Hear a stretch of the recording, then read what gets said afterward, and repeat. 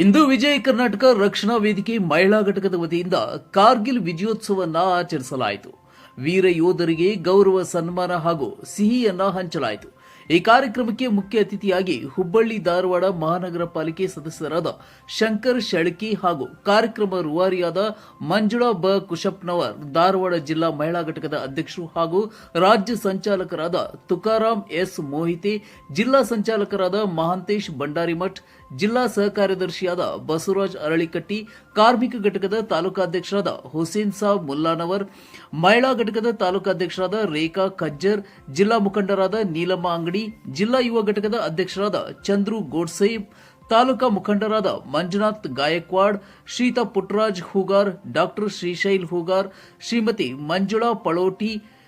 ಶ್ರೀಮತಿ ಭಾರತಿ ದಳವಾಯಿ, ತಾಲೂಕಾ ಯುವ ಅಧ್ಯಕ್ಷರಾದ ಮಂಜುನಾಥ್ ಶಂಭುನವರ್, ಕಾರ್ಯಾಧ್ಯಕ್ಷರಾದ ಮಂಜುನಾಥ್ ಹೊಂಗಲ್ ಹಾಗೂ ಮಾಜಿ ಸೈನಿಕರು ಮತ್ತು